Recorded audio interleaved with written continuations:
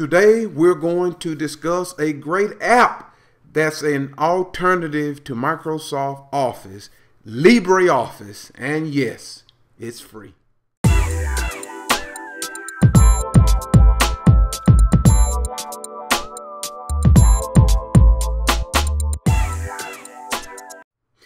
Today we will discuss an app that I have used for many years that I really like, called Libreoffice. Libre as in free. Libreoffice forked from the OpenOffice project. So if we go to Libreoffice, Libreoffice.com, and as you see, it defaults to Libreoffice.org. We can download the file. If you have the ability to torrent, you can use that, but I always go to the main install, click on it, and you see it pops over to the downloads. Takes a few minutes to come down. Pretty sizable file, but once the application is installed, I will show you one critical setting that you need to set to be able to exchange files seamlessly with your Microsoft Office counterparts who use it. And if it works for you, if you're a home user, it'll save you $100, and if you're a business user, even more. And not quite the same appearance as Microsoft Office, but basically it will accomplish the same task. Our download is done, so I'll mount my image file to complete the installation. And once that's done, we'll open it up and I'll show you that configuration.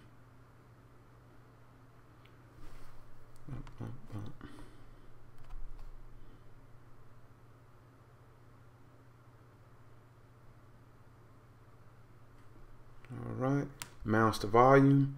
As the arrow implies, we're going to drag the Libreoffice application over to our applications folder. Give it a moment to copy that file over.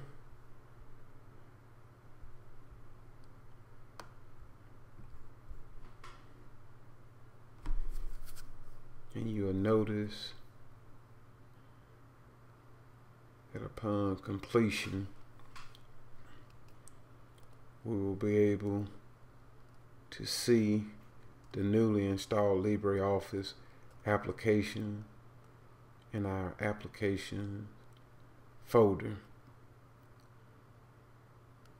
And on that note, I'll go ahead and open the Finder, because I'll show you something that's critical if you're new to the Mac that a lot of new Mac users generally fail to do.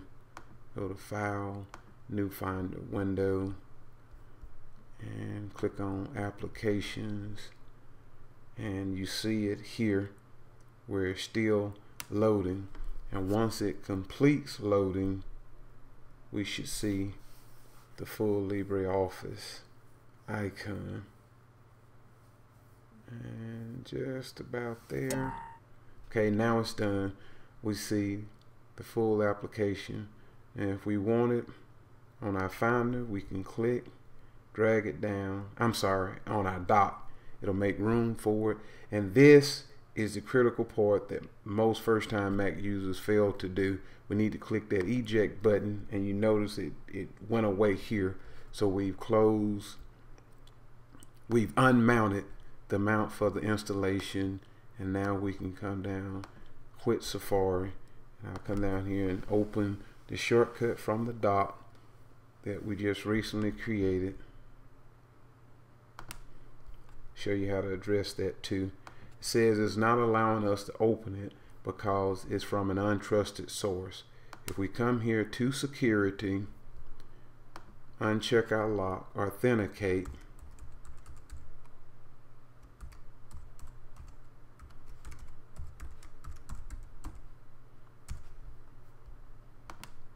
Once we unlock that, we can tell it to allow us, and it gives us a warning saying choosing anywhere makes your Mac less secure. But if you know it's a trusted source, we'll say okay, and I'm going to leave it open because I'm going to change that setting back.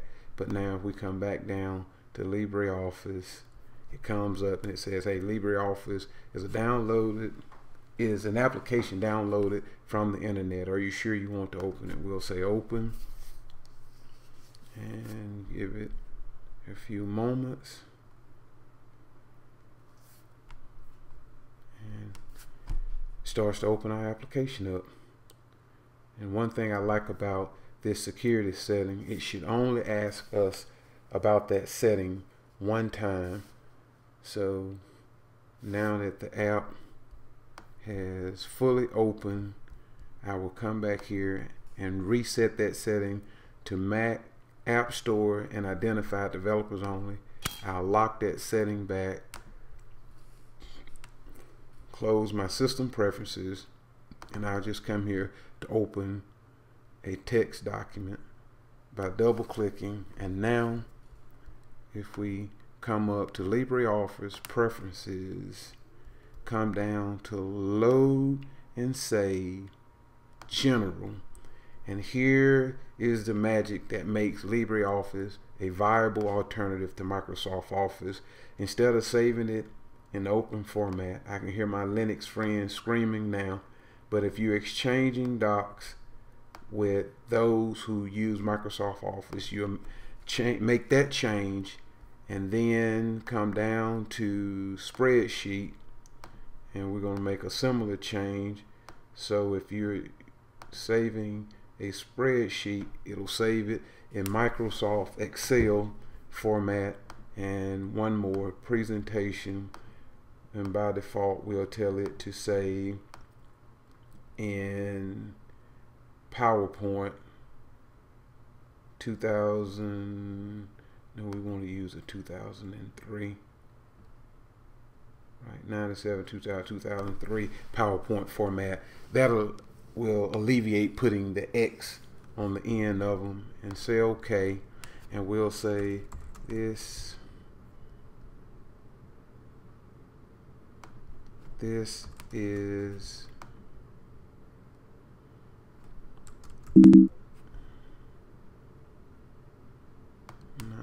this is a test for LibreOffice. And when we say file, save, you notice by default it will now default to Microsoft Office, and we'll just say test, save. I'll close that doc, exit LibreOffice. I'll jump to the find it quickly documents, and I'll let you see my test is there, and you can see it has the extension of .doc on it. And if you send that to your Microsoft Office friends, they will be able to open it with Word, and they never know the difference. Thanks again for tuning in. If you like this video, please give us a like, and if you're watching this on Google+, please give us a thumbs up.